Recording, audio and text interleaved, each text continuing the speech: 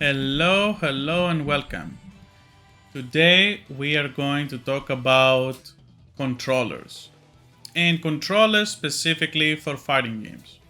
Now, with the anticipation of Tekken 8, we have Mortal Kombat 1, Guilty Gear Strive, Grand Blue Fantasy upcoming, Uni 2. There are so many games, also Street Fighter 6, I guess the biggest one out of them. Dragon Ball Fighters getting a rollback. There are so many fighting games. And I know that a lot of people are going to be trying to find their controller or switch the controller because it's one of the easiest things to use and best for traveling and everything. You don't have to stop at airports to check your arcade stick if it's a bomb or not. You know, if you ever done it, you know it happens quite frequently actually. So that is something that happens quite a lot, and you can reduce the luggage that you can pack by having a controller. Not only that, it also helps because it's just sometimes more ergonomic than anything else, and it can help you just to not think about buying anything else if you already have this kind of product. Now, the specific controller that I had was a controller that I never used for fighting games. Most likely, you will guess which one it is from the bat. And yeah, we will talk about the controller that impressed me the most, which was this controller. Now, call me dumb for having this controller and never actually trying it for fighting games. I own this controller ever since I moved here, almost 4 years. I have this controller and I used it only for Apex and other shooting games because of the back paddles. I never tried it for fighting games because I didn't really have fighting games on Xbox as well. And on PC I didn't really have any motivation to use a controller.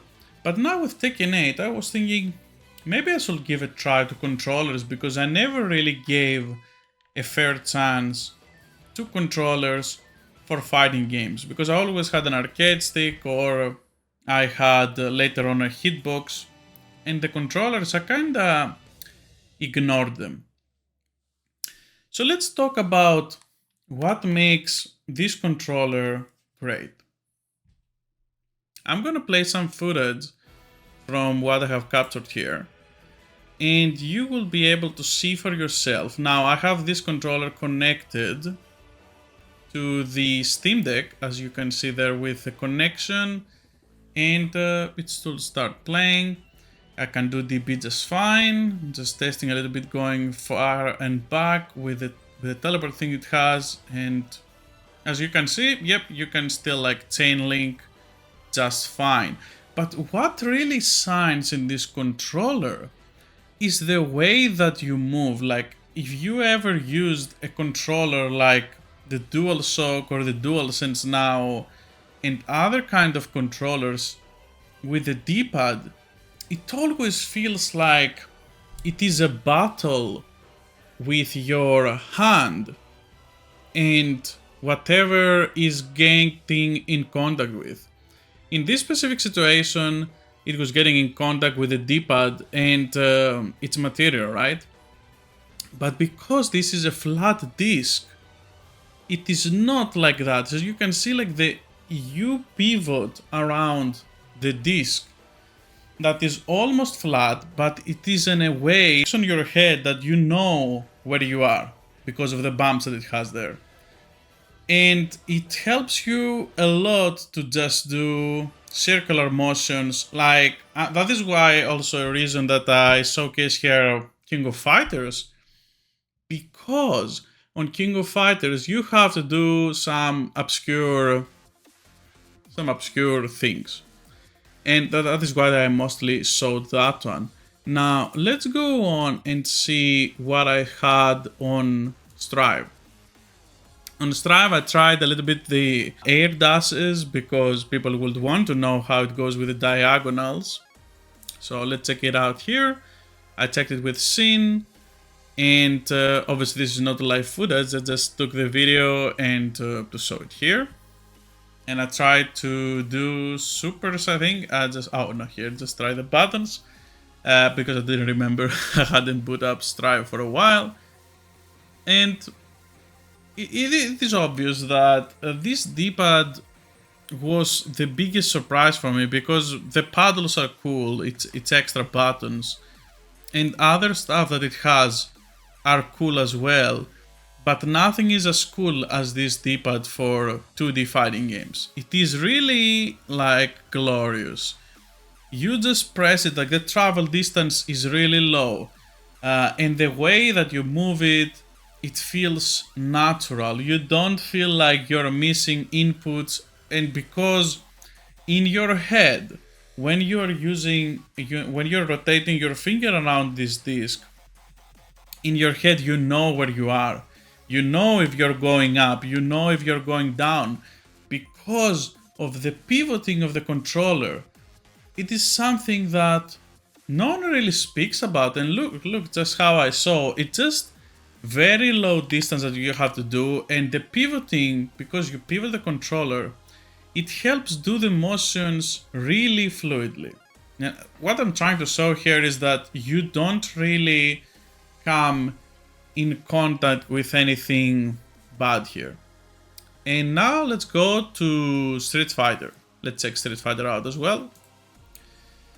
And here I wanted to check the Guile, which is the charge character, because I didn't really saw any charge, right? Like people will be like, wow, how can I do the charge here? And because of the pivoting thing, I believe that probably this is one of the best controller for chargers, because you always know where you are. You cannot really do mistakes with the inputs like you can do in other games. And it really helps. Now you can see I miss sometimes the inputs. This is mostly because to show off to the camera all this, I had to stay behind the camera and look everything through the camera. So I was pretty uncomfortable in pulling out the moves, because I just don't really have a professional setup to do anything like this. But yeah, I just really wanted to show off here that charging is actually really good. It feels really natural, and you know where you're going because of the pivoting. You know that you're on the one side and you just have to slide it down. And it just really, really makes you feel that you are there. And that is something really, really good. Now, I can't say that this controller will be liked from everyone, but this is my personal opinion, that this is the most unspoken controller that does really wonderful things. And it just feels kind of sad that no one really talks about this controller. Or maybe they do, but I never really saw it.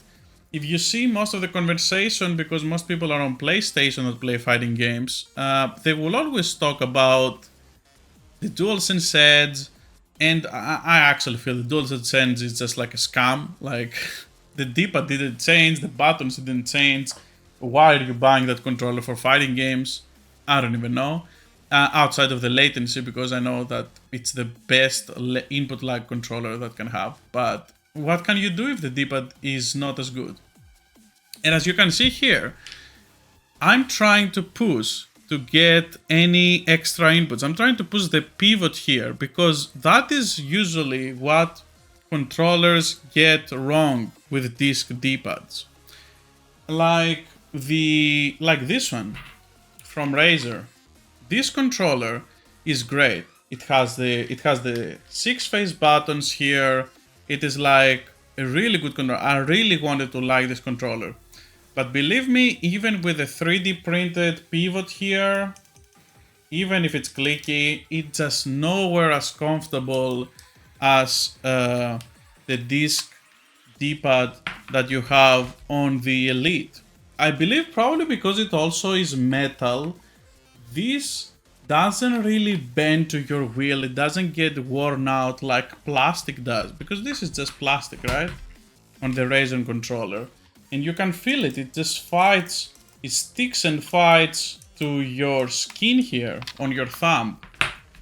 It is not as bad as what you would have on this kind of D-pad, that you really feel it. You get calluses from doing inputs. And you get used to it and everything.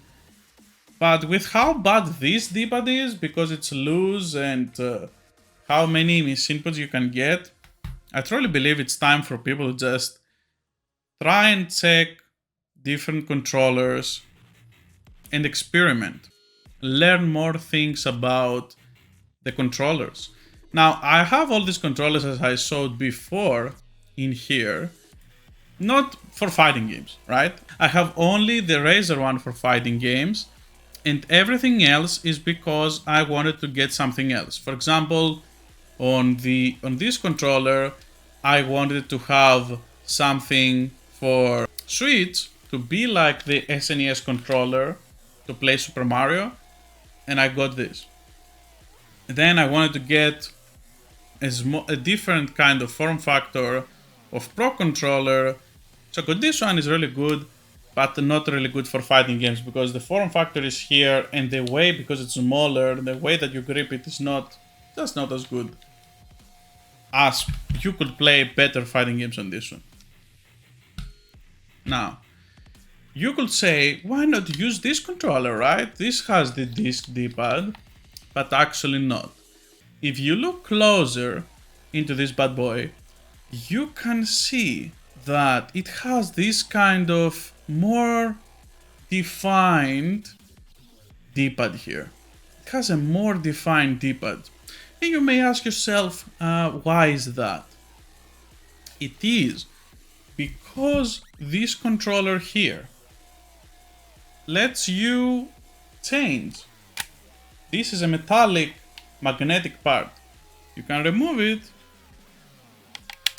and you can put this cross D-pad. And this is good if you're playing Tekken and stuff, because it is more of a direction kind of game. Same with Mortal Kombat. This is usually how I play the controller. I never took this off till a week ago, that I wanted to try the disc D-pad, because I was like, let's try it out. And you can see here that this is not as defined as the other one, because they made this on purpose on this one, because you cannot change it. And they had to find a way for you to be able to do just 4-way D-pad things, right? On games. So they had to kind of emphasize the D-pad here. But because this is interchangeable and modular, you can see that it's different.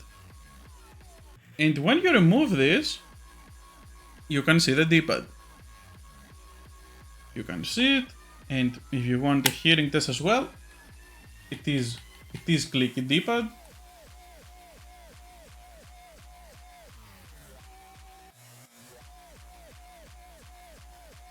Yeah. So that's what I wanted to talk about today. I just wanted to make people aware of what this controller can do. That is all for today. Thank you for watching. If you like the video, like it. If you don't like it, dislike it. And leave a comment maybe why. If you really like what I'm doing, subscribe. And have an awesome day. See ya!